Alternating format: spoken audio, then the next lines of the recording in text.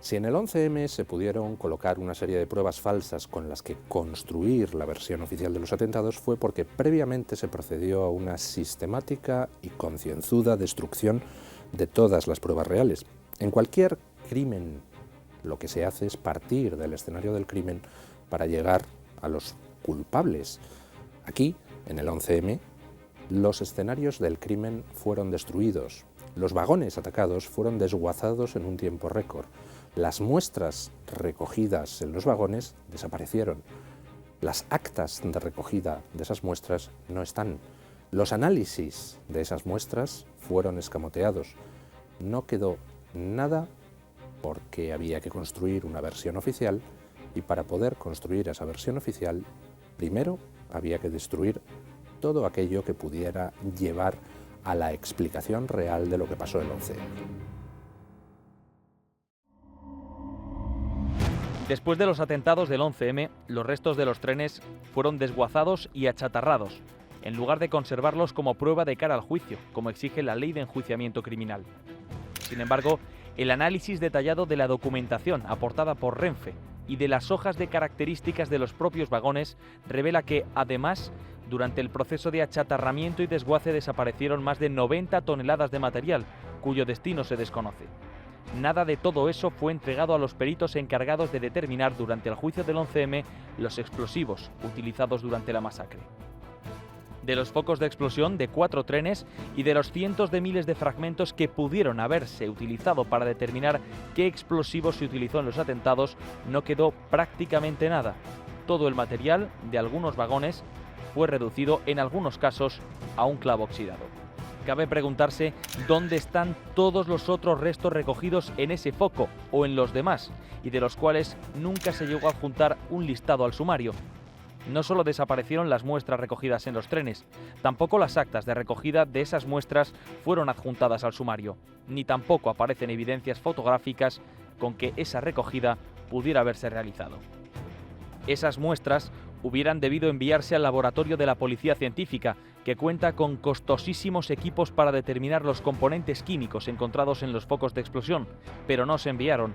En lugar de ello, los primeros análisis se realizaron en el laboratorio de la Unidad Central de TEDx, que no cuenta con el mismo equipamiento especializado, y ni siquiera se adjuntaron al sumario esos análisis realizados por los TEDx. En su lugar, al juez simplemente se le envió un informe genérico en el que ni siquiera se individualizaban los componentes químicos encontrados. Los efectos electrónicos recogidos en los trenes fueron reducidos a polvo en una trituradora industrial próxima a Madrid. Cientos de prendas de ropa y efectos personales de las víctimas de la masacre que hubieran podido servir para realizar contraanálisis fueron incinerados en el vertedero de Valdemín Gómez. Los propios trenes fueron achatarrados. Todo ello impidió que se pudiera determinar el explosivo utilizado en los artefactos.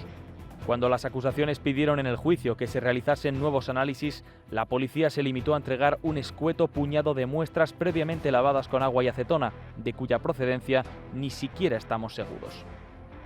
Aún así, en los análisis periciales realizados durante el juicio, aparecieron componentes químicos que no forman parte de la goma Doseco, el explosivo que la versión oficial dice que se utilizó en los atentados.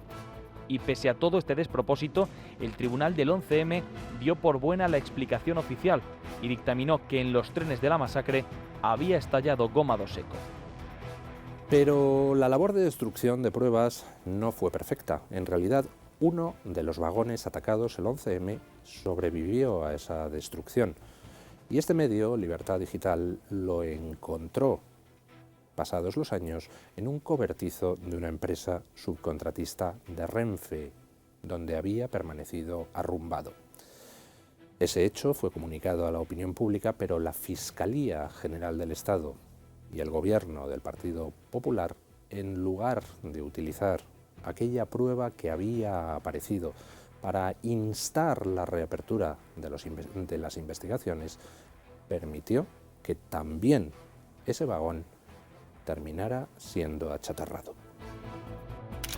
De los trenes desapareció prácticamente todo, o al menos eso es lo que se trasladó a la opinión pública. Los análisis químicos de los explosivos para determinar el arma del crimen se hicieron con apenas esos pequeños fragmentos. Sin embargo, 8 años después del 11M, la investigación realizada por Libertad Digital descubrió otros restos, unos restos del atentado ocultados en el sumario y por supuesto también en el juicio. Se trataba del foco de explosión correspondiente al tren de Santa Eugenia. Dichos restos, descubiertos por Libertad Digital, estaban escondidos en un cobertizo de la empresa Tafesa, en Villaverde. La dirección de la empresa confirmó que la policía, Renfe y probablemente el juez del Olmo, el instructor del 11M, sí que conocían la existencia de esas pruebas. Durante el proceso penal, el propio Javier Gómez Bermúdez encargó la realización de nuevas pruebas sobre explosivos, debido a la enorme dificultad que existía para poder determinar la composición de las bombas de los trenes. Sin embargo, los peritos nunca tuvieron noticia de la existencia de ese vagón, que esperó un análisis que pudo haberse realizado y que nunca llegó. Por tanto, si el magistrado encargado de juzgar la masacre sabía los problemas que hubo en la pericia de los explosivos para determinar qué arma se utilizó, ¿por qué nunca se utilizó esta prueba? Y así desaparecieron las últimas pruebas reales del 11M. Pero entonces, si no quedaron pruebas reales y lo único que hay son pruebas colocadas, ¿cómo pudieron desarrollarse las investigaciones del 11M? ¿Cómo pudo llevarse a cabo un juicio? En el último vídeo de esta serie veremos hasta qué punto de manipulación de la opinión pública se llegó para tratar de apuntalar una versión oficial que hoy sabemos que hace aguas por todas partes.